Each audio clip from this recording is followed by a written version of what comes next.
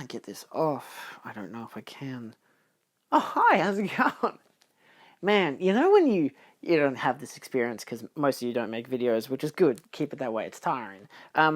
You just make a video about a little thing that might be a really serious, actually important topic that you really want to discuss, and then your next video is, by the way. Oh, that was tight. I got Friday the 13th, fucking 4K. Yeah, man, I'm a goofy goober today. I've let out all the bad energy. I can make funny videos now. It's Welcome Back to Collector Creations. It's Nova this weekend. I've only got 2 right now. I've got Amazon stuff coming in later this week, so I don't know when the fuck this video is gonna come out. I got these 2 from, not directly from Arrow, actually. I got them from Outrun DVD, which, if you are, that is upside down, isn't it? If you're in Melbourne or just in Australia, I highly recommend them. They usually have a lot cheaper prices, or their prices are basically like an equivalent to what the prices are, say, for UK brands, for Second Sight and Second Sight and Arrow Video. They're usually like the same prices. It's only like 10 extra bucks for postage, and I pre-ordered a bunch of shit, including this, which is the limited edition version, which they sent wrong, actually. They sent me the other one. And then I emailed them saying, hey, you sent me 2 different emails saying that this one and that one had both been sent, this and another one. And they were like, oh, shit, no, you're right. We fucked up. Here, we'll express post this. And they also gave me free shipping on another one, so I'm expecting another 4K from them very soon. So I have only seen this film once. I saw it... I think it was on Netflix or something, which is annoying because, of course, I have the Scream Factory version. And so I've never seen the killer cut. I don't even think I've seen any special edition cut of the film. So I'm very excited to watch it. I know people are iffy on it, but I actually find it to be a surprisingly interesting film for the Friday series. And it's a series of films that I adore.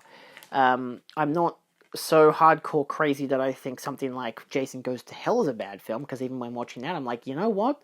As someone like me who's very particular about getting something different per experience, and these films are usually exceedingly repetitive, that film was also surprisingly different. Yeah, sure, dislike my video because I like Jason Goes to Hell, but at the same time, I like that it's different. I don't give a shit about the canon. They're Friday the 13th films. I watched them for people getting stabbed by this guy. Who cares? So anyway, this comes with... so 2 discs, including 2 different versions of the film. You get the theatrical cut in 4K, Dolby Vision, HDR10 compatible, 5.1 master audio, new audio commentary, 2 new audio commentaries, the new interview, another new, oh my god, just a bunch of new interviews and shit. Obviously, we all know, these kind of things. Oh my god, Rebirth of Jason Voorhees archival featurette. So they've got archival stuff, deleted scenes, original TV trailers and stuff, electronic press kit, image gallery. Mouthful. But the second disc is the killer cut, which I'm more interested to watch because it's 105 minutes long, and I don't think I've seen it before. I believe I've only ever seen the theatrical cut, again, on fucking Netflix or whatever the fuck it was on, which is, again, Dolby Vision, HDR10, original 5.1, English subtitles, and a new commentary by film critics Alexandra Helen-Nicholas and Josh Nelson. 2 really fun critics. So that'll be interesting to listen to. So of course, propaganda-wise, you do get a Crystal Lake postcard. Greetings from Crystal Lake. It's amusing that there is no sign of Jason in an image, which is probably a good thing. I mean, why not? But, 'tis a thing. 'Tis a real thing. Ooh, what else do we have? We got a poster. Oh, it's double-sided?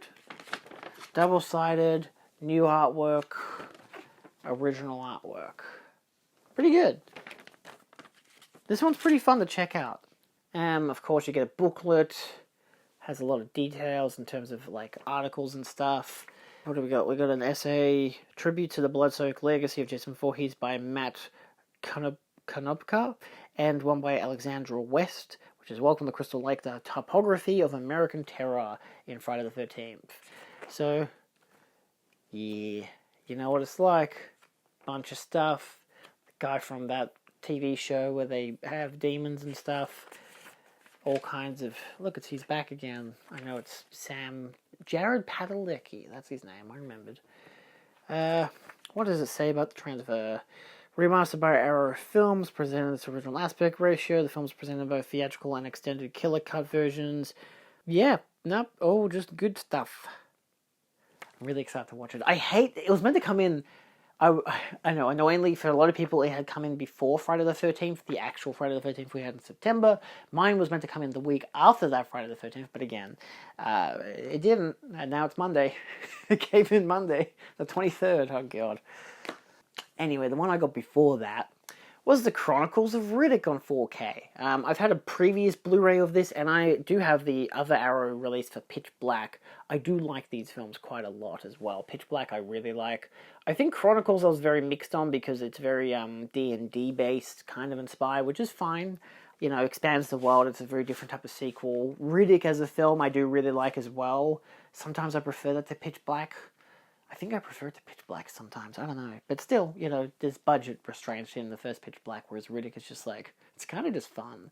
Anyway, this has three discs. Theatrical cut on 4K, director's cut on 4K, and the alternate look of the theatrical cut, which is an alternate 1:78:1 aspect ratio, as well as a compilation of cutscenes from the acclaimed tie-in video game The Lowdown, a television special produced to promote the film's original release. So it comes with a lot of stuff. It's obviously got a nice sleeve. Arrow really going out of their way to make things juicy. I just realized that the Friday the 13th release doesn't it have the region A, the region code thing? That's really interesting. There's no sticker on that, you know, the restriction stuff. Classification sticker. God, I'm always bad at remembering that name. It doesn't have it on this. Which is really bizarre. Oh, it's not rated, that's why. I like that. Instead of saying on the front, not rated, it says it on the back. Anyway, I changed the artwork for the theatrical art. The actual artwork is different. Noteworthy difference, actually, surprisingly. Because, it's like just a landscape kind of shot. It's kind of basically the same thing as the other slipcover, but without a person there. And I'm like, it looks fine, I guess. I kind of prefer the original artwork. Like, I'm not going to joke there. I prefer the original artwork for the film. So I do need to rewatch this. I don't know yet if I'll double feature it with Pitch Black, because this is a much longer film, and because it is a dark film, it's in 4K, you know, I want to watch the better... Oh, it's got a 7.1 mix. Shit, which one's that on? It's not telling me, but there is a 7.1 mix for the audio, which is interesting. But yeah, it's 134 minutes for the extended director's cut, but theatrical cut disc 1, disc 2, which matches the artwork on the new stuff, is the director's cut, and of course, limited edition exclusive disc is there. So... not bad, and of course you got your booklet as well, which of course has all the images and all the stuff. You know what it's like, it's a booklet. I don't think there's anything else, there's no poster or anything. Oh, there is this, which I do actually really like. For once I actually want to show something in a booklet. I never do, because they're booklets. They're, you know what you're going to expect. But it does have Chronicles Compendium from 2009, which if you skip to the end... outside of Dame Judi Dench and of course Riddick there, you do get, it's Tandy Lover. Key players, it tells you who all the characters are and about them and whatever. And all the races and the people and the technology, the world, all these kind of stuff. I really like this. It saves me having to look it up. Even though I have seen this film before and whatever. But, yeah, I really like that. That's really cool. I don't know if I've seen the director's cut, because I've only seen the film once. And it was the standard Australian Blu-ray, which I think was the director's cut. Sorry, the mic fell. It is the director's cut. That's what I already have. So I've already seen the director's cut. Which is good, I guess. I like that I have both cuts. That benefits me, at least. And this does have a lot of special features as well. So... yeah, I'm going to rehook the mic.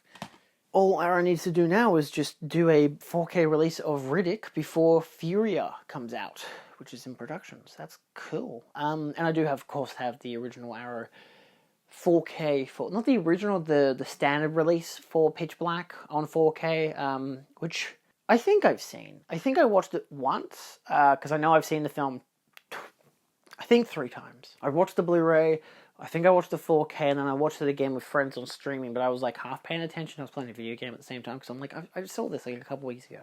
So, yeah, so I don't have the original limited edition version. I just have a standard one, but I didn't really care to get a limited edition. I think that was still a bulky case at the time, so, anyway, what else did I get this month? Week. Okay, different day, same t-shirt.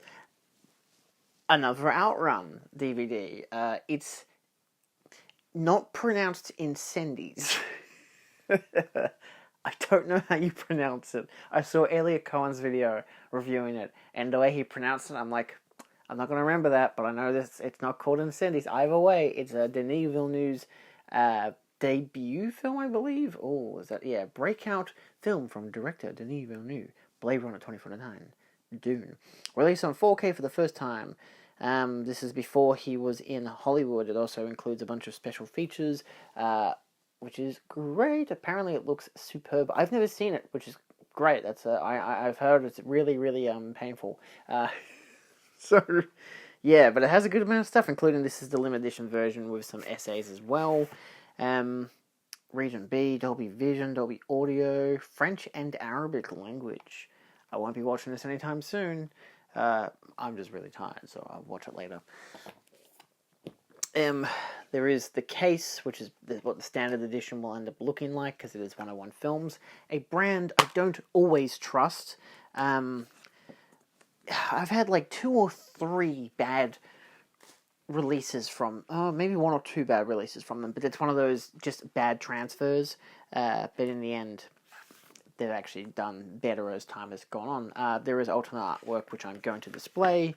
It's the same artwork as the 4K disc. Yeah, so you get your 4K disc, which is currently upside down. I know, I see it. Don't worry, it's all good. 2010. I could have just waited, given it a couple of months or whatever for a standard release to come out. But, I don't know, I felt like maybe I'll... Oh, is that like storyboards and stuff? No, it's just images from the film. Yeah, it's got a booklet. Interviews as well. Sure, Nice artwork in total. Just a nice, simple release for it. I got it with free express post, so that's why I came in the next day. Because, like I had said with the Friday the 13th thing, they express post that, they gave me a voucher for free postage, and I could apply it to whatever. It could be free direct, free couple day postage, free couple days with signature, or free express. And I was like, I'll just do the express one. It's $15, and it's now free. So I got this. But what else did I get? Next up, we have Zoltan, the Hound of Dracula, part of the Kino Cult label, number 16, in 4K UHD. Stunning 4K. Comes with a commentary by Lee Gambon and John Harrison, as well as a radio spot and a theatrical trailer. To my knowledge, this actually doesn't have any of the extra upticks of a 4K disc. Like, there's no HDR grading or anything. It's just standard dynamic range, which is curious. I actually bought it the 4K instead of the Blu-ray on Amazon because, and I've used the alternate artwork as well. It still has the same artwork from the case as reversible, which is nice. I figured in the end, 2 discs. This was actually cheaper at the time. I think it actually still is. It was around $46 or so for the Blu-ray, but the 4K became like $42, so I was like, I might as well just buy the 4K then, because, it comes with the sleeve, it's, got the extra benefit of having a 4K disc, and I might actually do a review to actually compare the two to see if it benefits from a 4K disc, because I haven't seen any reviews for it yet, so, it is an exceptionally obscure film, and the only reason I got it was because of Lee and John's commentary, so, there we go.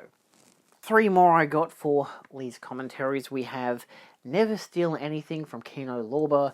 This is a 1959 film. It comes with the commentary by Lee, as well as commentary by Daniel Creamer. They're both known as film historians, which is, it just says audio commentary by film historian, filmmaker Daniel Creamer, and audio commentary by author / film historian Lee Gambin. So, curious that it writes it like that, instead of just having two different dot points to emphasize two different commentaries. So there might be just one mixing with the two guys, or it might be two commentaries. I don't know. Then we have Son of Ali Baba, which is a Laurie Piper, Tony Curtis film. Again from Kino Lorber. It is again commentary by Lee Gambin and theatrical trailer. 1952, 75 minutes, so that sounds pretty good, you know. It's always nice to have shorter films in your catalogue, so they've all got the same basic disc art. There's nothing really to show off there. And then we have Double Crossbones, which is from 1951, 76-minute long film, again with audio commentary by film critic / author Lee Gambin and author / film historian Gary Frank. So that one at least writes it. I guess they're combined kind of things. Like, I guess, I don't know. Double Crossbones pirate movies.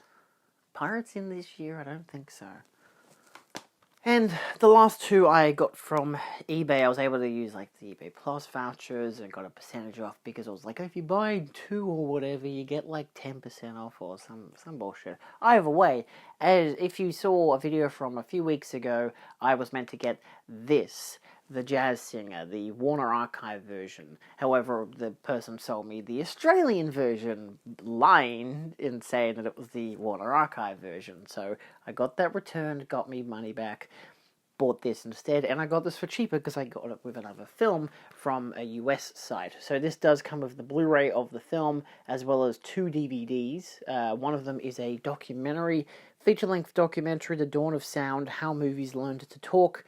Then there's surviving excerpts from the 1929's Gold Diggers of Broadway, studio shorts celebrating the early sound era, The Voice from the Screen, Finding His Voice, The Voice That Ruled the World, OK for Sound, and When Talkies Were Young.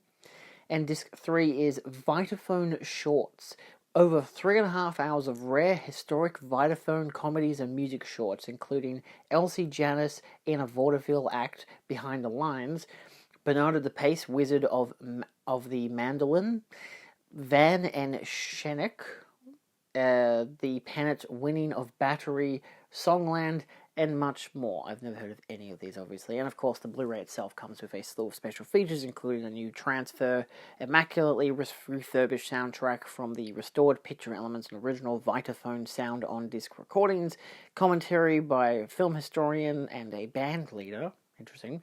I mean, it is a music film, you know. Rare cartoon and collection of shorts, and it lists all those. Al Johnson in a plantation act. Yeah, this movie's a bit racy. He gets, like, in blackface, so that's not great, but for historical prevalence is the reason I bought it. I mean, I don't know. I don't exactly think I'll buy, like, Birth of a Nation on like, Blu-ray or anything. It's available. And, you know, we're all here for preserving films, no matter really what the hell they're actually saying. But, yeah, so... questionable. But, yeah, obviously there is some questionable stuff in this film. Whether or not I actually can appreciate it outside of that is... debatable. It could just be a piece of shit that I've spent $40 on, but then, I don't know. It is what it is. You get your Blu-ray disc and you get your 2 DVDs. But again, this is the main reason I want to get it, because it's like, whether the film is obviously controversial, whether it's bad or not, it's more or less a factor of getting all these properties that are like so hard to get, and especially on a physical format, is exceedingly rare. So that was the value of it, is not really the film, despite its historical properties, which is realistically the only reason why I bought it, because it's like, well, look, we didn't watch that in university, despite the fact that they showed a clip of him doing the thing, even though I'm pretty sure some people have made arguments that there is a different film that actually brought sound first, that this didn't. I don't know, but this is the one that changed Hollywood, so this is the one that people were saying, oh, sound won't catch on, and then this guy's like, oh, I'm a white guy, what, I'm going to put on black... No, he doesn't say that. He says something else that's much more iconic. I guess I'll have to watch it and find out. Controversial takes aside. It's not really controversial. Most people agree. It's like, the times were different. That much you can at least agree on. I'm talking about a different time. A better time. A time when the, is it the FBI? The CIA hunted down Steve Irwin, the crocodile hunter. Collision Course. I bought this. This is the one I got with the jazz singer. Thank God. So at least to some degree, there might actually be some silver lining to having bought the jazz singer on Blu-ray. So yeah, it's by a brand I don't really think I've noticed before, Sandpiper Pictures. But yeah, so it doesn't have any special features. It is Region A. It has all the details at the top, which is very strange, like Region A and all that kind of stuff. But then, you also have a very slim line in the middle there to emphasize that it's in color. It's 90 minutes long with the aspect ratio, the sound is stereo, and optional English subtitles. It does have a copyright for 1996 to 2003, the Crocodile Hunter. Oh wait, no, the Crocodile Hunter trademark and copyright 1996 to 2003, the Best Show Company, Pty Limited. So that's not really worth noting. I don't know why I mentioned that, but anyway, that's the stuff. It comes with a disc, which is great. I don't think there's anything to be concerned about. Nah, it's an okay case and everything. So yeah, no alternate artwork, but Steve Irwin, you can't go wrong. I had never heard of this film. It just popped up while I was trying to find something else to get the jazz singer with, and I'm like, that sounds amazing. Yay! So, a Aussie classic that no one talks about. That must mean it's great.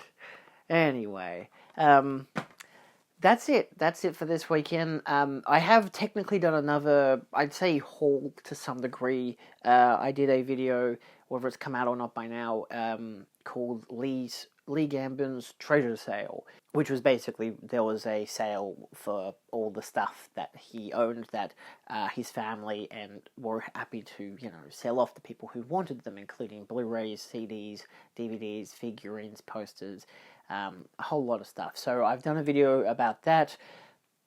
It's basically a haul video because, of course, I've bought a bunch of stuff and I wanted to talk about it and whatever. So that's its own thing because it felt more appropriate to have that as its own thing than to have it be a weekly mail video, because none of that was a weekly mail video and it kind of means a lot more to me for different reasons. So, yeah.